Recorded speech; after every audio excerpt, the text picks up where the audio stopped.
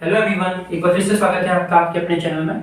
आज से हम बी फार्म फर्स्ट सेमेस्टर का एक नया सब्जेक्ट स्टार्ट कर रहे हैं जो है एचईपी, ह्यूमन एनाटॉमी एंड फिजियोलॉजी। ये डी फार्म फर्स्ट ईयर का सब्जेक्ट भी है। हर सब्जेक्ट की तरह हमें सब्जेक्ट में भी 5 यूनिट पढ़नी है। अगर सिलेबस की बात करें तो हमें यूनिट 1 में 3 चैप्टर्स हैं। यूनिट 1 में हमारे 3 चैप्टर्स हैं एचईपी में।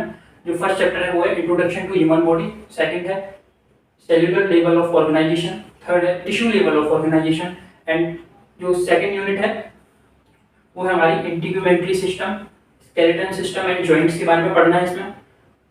और थर्ड यूनिट में इसमें हमारे यूनिट 2 में 2 चैप्टर हैं, integumentary system first, second skeleton system and joints. Third है हमारा third unit and blood lymphatic system. और जो यूनिट 4 है हमारी, इसमें हमें पेरिफेरल नर्वस सिस्टम के बारे में पढ़ना है और स्पेशल सेंसेस के बारे में पढ़ना है।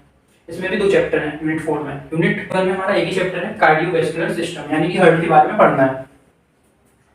अगर बात करें यूनिट 1 की, चैप्टर 1 की, तो इसमें हमें 5 टॉपिक्स पढ़ने हैं।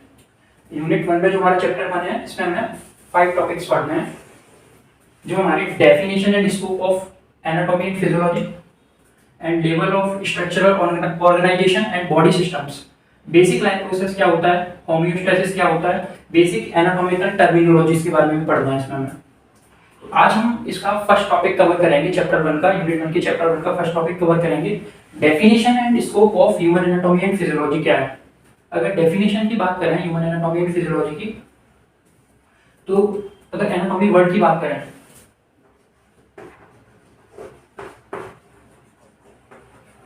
एनाटॉमी वर्ड आपका 2 वर्ड से मिलकर बना है, एना प्लस टॉमी।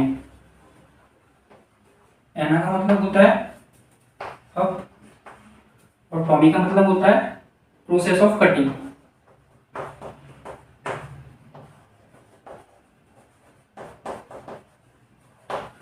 तो एना का मतलब होता है अब और टॉमी का मतलब होता है प्रोसेस ऑफ कटिंग। यानी एनाटॉमी में हम किसी भी ऑर्गन की इंटरनल स्टडी करते हैं, किसी भी पर्टिकुलर ऑर्गन की इंटरनल स्टडीज करते हैं एनाटॉमी में। और फिजियोलॉजी में हम उसकी फंक्शंस के बारे में स्टडी करते हैं विदाउट एनी कटिंग, ऑर्गन की बाहर से एक्सटर्नल स्टडी करेंगे फिजियोलॉजी में। और एनाटॉमी में हम इंटरनल स्टडी करते हैं।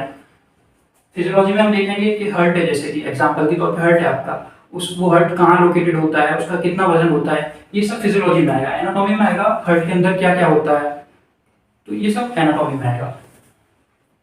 और फिजियोलॉजी की बात करें, फिजियोलॉजी आपका ये भी 2 वर्ड से मिलकर बना है,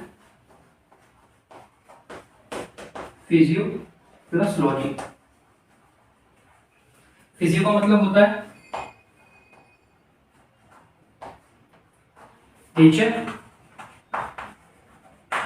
और लॉजी का मतलब होता है स्टडी ऑफ। फिजियो का मतलब होता है नेचर, लॉजी का मतलब होता है स्टडी ऑफ, यानी कि फंक्शंस के बारे में पढ़ना, किसी भी ऑर्गन के फंक्शंस के बारे में पढ़ना, उसके नेचर के बारे में पढ़ना, इज कॉल्ड फिजियोलॉजी। तो ये इसमें अब हम बात करते हैं कि scope of anatomy and physiology, कि what is the scope of human anatomy and physiology. अगर स्कोप की बात करें एनाटॉमी के, तो ये हमारा एनाटॉमी का स्कोप है, ये हमारी फिजियोलॉजी की स्कोप। एनाटॉमी की स्कोप की बात करें, अगर हमने एनाटॉमी एंड फिजियोलॉजी पढ़ी है तो हम स्टडी कर सकते हैं एम्ब्रियोलॉजी के बारे में। एम्ब्रियोलॉजी मतलब फीमेल यूट्रस के अंदर कैसे डेवलपमेंट होता है एक एम्ब्रियो का आफ्टर फर्टिलाइजेशन, वो सब हम स्टडी कर सकते हैं इजीली एम्ब्रियोलॉजी में। ये स्कोप हो गया हमारा एम्ब्रियोलॉजी का। और डेवलपमेंटल बायोलॉजी यानी कि फर्टिलाइजेशन से आपका डेथ तक का प्रोसेस पूरा स्टडी कर सकते हैं हम किसी भी पर्टिकुलर एक ऑर्गेनिज्म का, उसे बोलते हैं डेवलपमेंटल बायोलॉजी। सेल बायोलॉजी, किसी भी सेल के स्ट्रक्चर और फंक्शन की स्टडी करते हैं हम, एक ये भी स्कोप है हमारा एनाटॉमी का। दूसरा है हिस्टियोलॉजी। हिस्टियोलॉजी का मतलब है, हिस्ट्री का मतलब होता है टिश्यू, किसी भी टिश्यू की स्टडी करना माइक्रोस्कोप के थ्रू, इज कॉल्ड हिस्टियोलॉजी। ये हो गया हमारा एनाटॉमी के स्कोप्स। अब फिजियोलॉजी की बात करें कि फिजियोलॉजी के क्या क्या स्कोप्स हैं, तो न्यूरोफिजियोलॉजी, आप न्यूरोफिजियोलॉजी के बारे में इजीली पढ़ सकते हैं, जान सकते हैं। न्यूरोफिजियोलॉजी यानी कि न्यूरोनल इंटरकम्युनिकेशन, न्यूरॉन आपस में इंटरकम्युनिकेट कैसे करते हैं, उसके बारे में आप इजीली स्टडी कर सकते हैं। फिजियोलॉजी का ये स्कोप है। एंडोक्राइनोलॉजी, बहुत सारे हार्मोन्स होते हैं हमारी बॉडी में, उनका बहुत सारे हार्मोन्स प्रेजेंट होते हैं हमारी बॉडी में, इनका डिफरेंट रोल होता है हमारी बॉडी में, उनकी स्टडी कर सकते हैं आप। कार्डियोवैस्कुलर कार्डियोवैस्कुलर फिजियोलॉजी, हार्ट के बारे में, हार्ट के फंक्शंस के बारे में आप जान सकते हैं। इम्यूनोलॉजी, आपको पता है ना बॉडी में जब भी कोई बाहर से फॉरेन पार्टिकल आ जाता है तो हमारा बी लिम्फोसाइट टी लिम्फोसाइट जो सेल्स हैं वो उसे किल करते हैं। तो इम्यूनोलॉजी के बारे में आप स्टडी कर सकते हैं। जब भी हम हमारी बॉडी में जब भी, जैसे कि आपको पता है ना कि हमारी बॉडी कोई भी बाहर की चीज़ एक्सेप्ट नहीं करती। अगर हम बॉडी में कोई हमारा मान लो किडनी खराब है तो अगर हम दूसरी किडनी लगाएंगे तो आपको पता है ना इम्यूनिटी उसे एक्सेप्ट नहीं करती ना, तो हमारी इम्यूनिटी के सेल्स उसमें डैमेज कर देते हैं ऑर्गन को।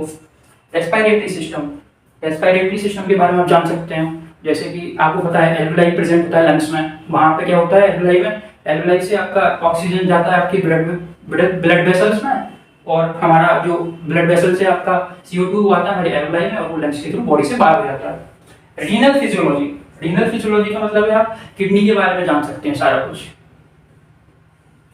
तो इस वीडियो में इतना ही, ये एक इंट्रोडक्शन वीडियो था, इस वीडियो में इतना ही। और अब हम नेक्स्ट वीडियो में आपका level of structural organisation and body systems के बारे में बात करेंगे। बिल्कुल ही इजी लैंग्वेज में आपको आसानी से समझ आएगा सब कुछ। पास होना तो ये बहुत छोटा वर्ड है, हमें तो पास होना तो सब हो जाते हैं, पास में कोई दिक्कत नहीं है। आपको अच्छे मार्क्स आएंगे अगर आप पहले पढ़ेंगे। आपको क्या करना है, डेली थोड़ा थोड़ा पढ़िए, एक एक टॉपिक्स भी अगर आप पढ़ेंगे ना डेली तब भी आपके काफ़ी अच्छे मार्क्स आएंगे।